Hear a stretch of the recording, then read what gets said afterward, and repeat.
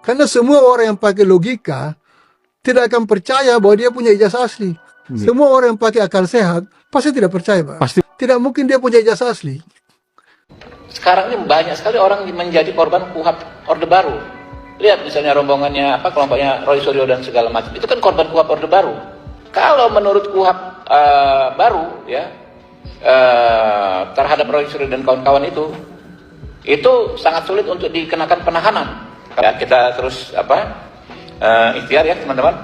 Dengan demikian, salinan ijazah atas nama Joko Widodo yang digunakan sebagai persyaratan pencalonan Presiden Republik Indonesia periode 2014, 2019, dan 2019-2024 tidak termasuk informasi yang dikecualikan sehingga sepatutnya diberikan kepada pemohon.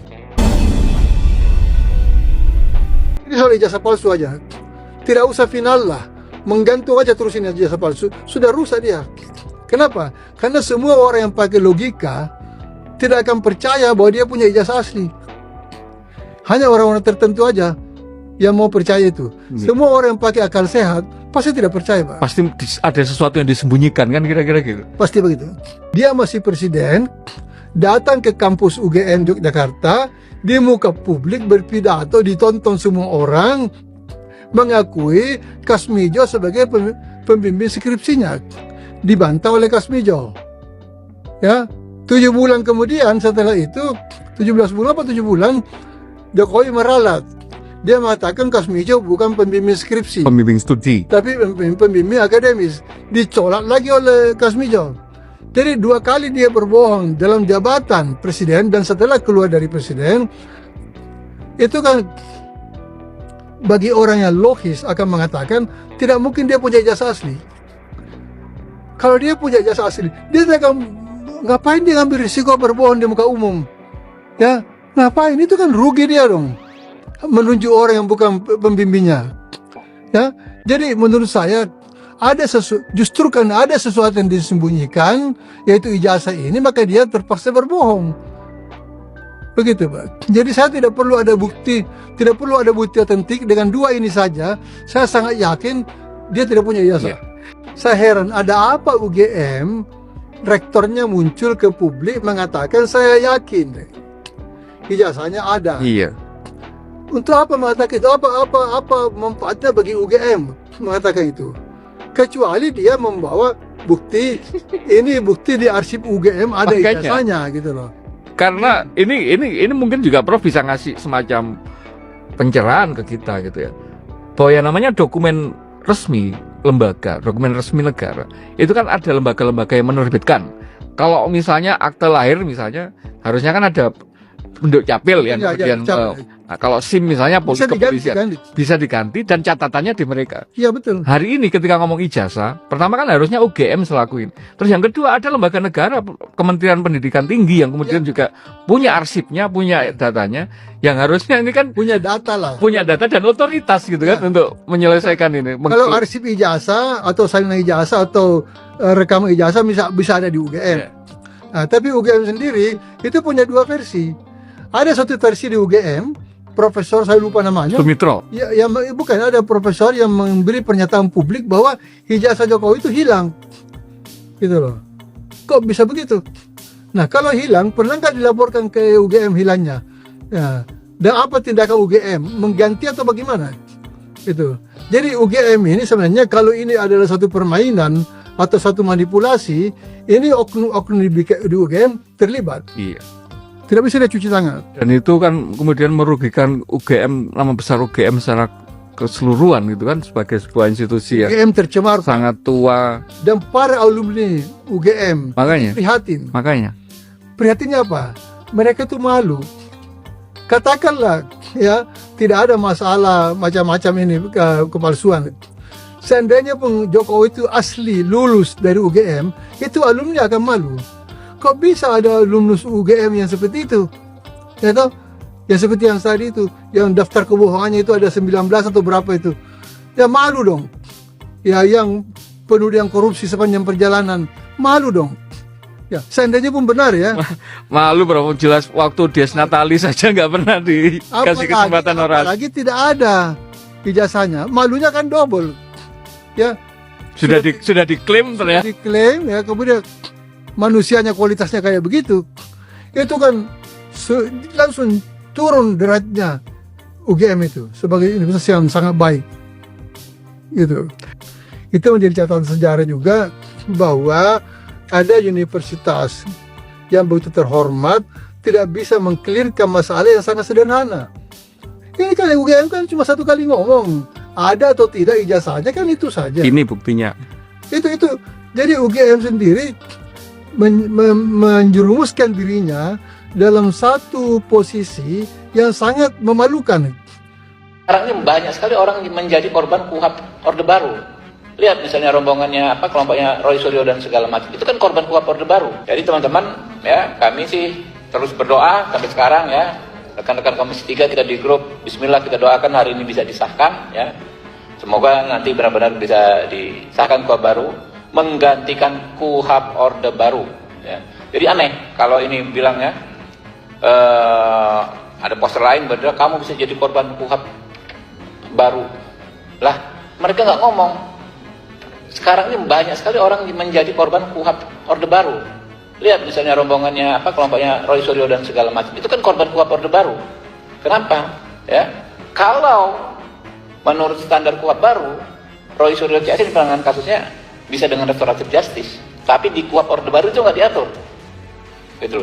Kalau menurut KUHP baru, ya, terhadap Roy Suryo dan kawan-kawan itu sangat sulit untuk dikenakan penahanan karena syaratnya sangat objektif. Hampir nggak mungkin ditahan, orang-orangnya jelas semua, nggak lari dan lain sebagainya.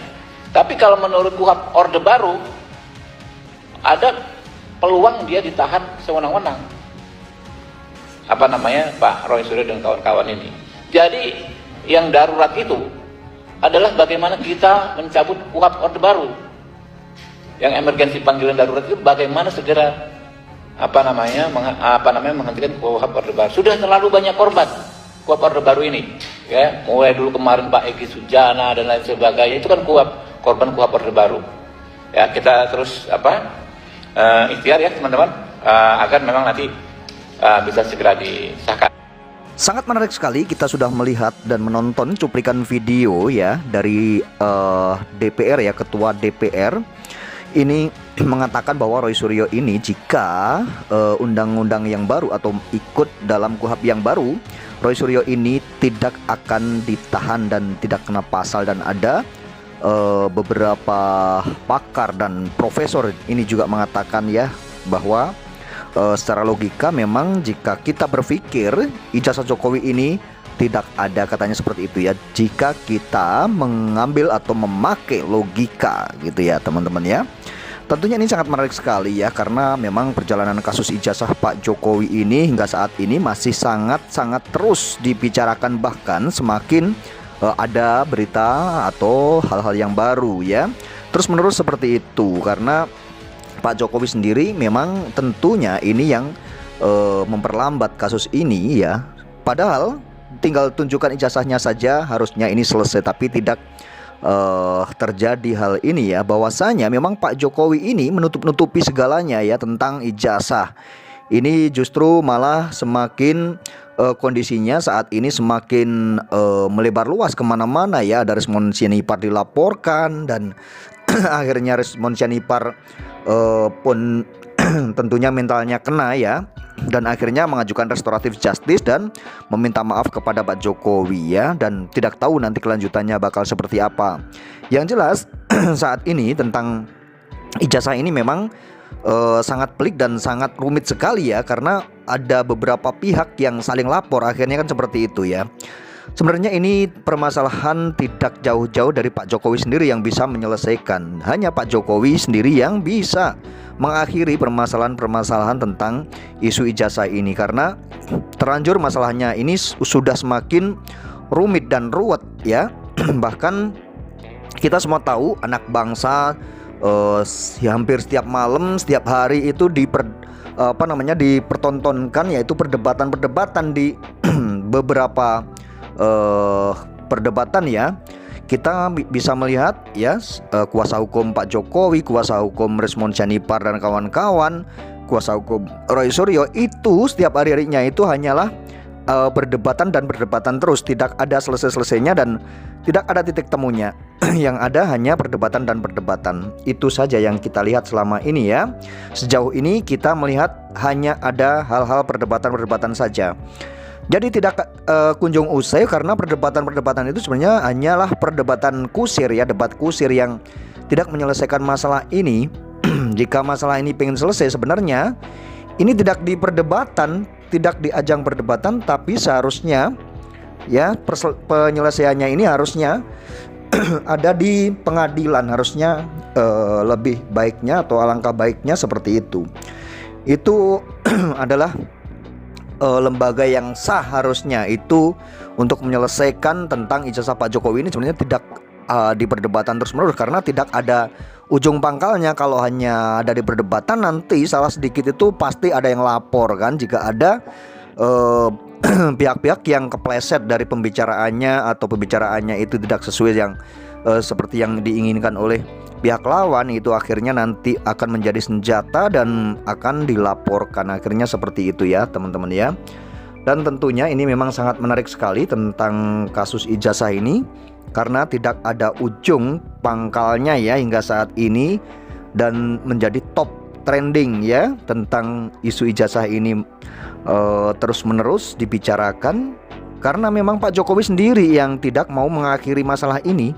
Sebenarnya sangat sederhana sekali jika Pak Jokowi ini mau mengakhiri permasalahan ini, tinggal tunjukkan ijazahnya saja, ini selesai dan tidak akan menjadi sebuah polemik yang sangat berkepanjangan dan tidak akan terus menerus menjadi sebuah perdebatan-perdebatan, tentunya seperti itu. Akan tapi kita bisa melihat bahwa kasus ini atau isu ini memang sengaja dipelihara dan sengaja tidak diakhiri ya. Bahkan semakin timbul lagi isu-isu baru dan timbul permasalahan-permasalahan baru. Dan kita bisa mengetahui apa sih sebenarnya permasalahan-permasalahan baru saat ini ya. Salah satunya tentang saling melapor dan ada saja hal-hal yang baru, temuan-temuan baru yang ditemukan oleh pihak Roy Suryo dan kawan-kawan, itu ada saja seperti itu ya.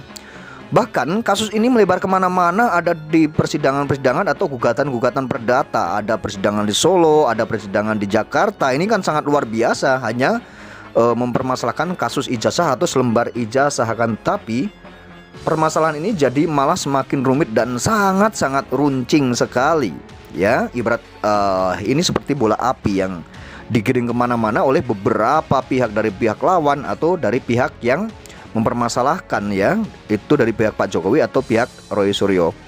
Itu seperti menggiring bola yang ibaratnya bola panas. Bola panasnya tentunya hanyalah ijazah ya, karena ijazahnya tidak ditunjukkan sebenarnya ya. Jadi mereka saling serang, saling tuding, saling berdebat, saling beradu argumentasi yang tidak akan ada selesai-selesainya dan bisa memakan waktu sekian lama. Kita semua tahu isu ijazah ini sangat lama sekali, sudah 1 tahun lamanya, tapi tidak kunjung selesai ya.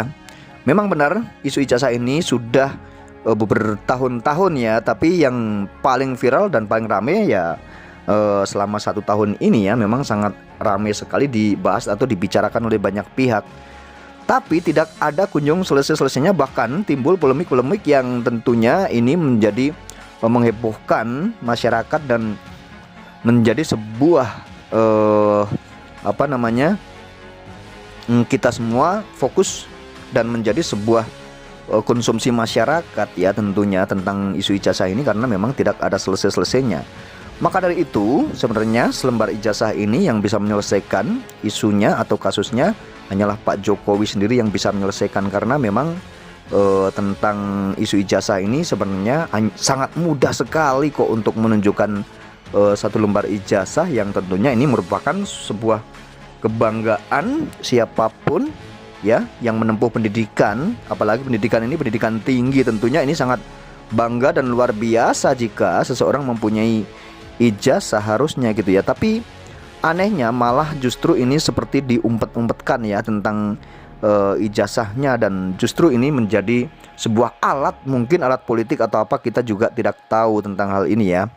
Nah, mungkin karena Pak Jokowi juga menikmati kasus ini, dengan adanya kasus ini mungkin juga nama dan rating Pak Jokowi ini juga semakin naik juga kan, seperti itu ya kawan-kawan, tentunya seperti itu ya.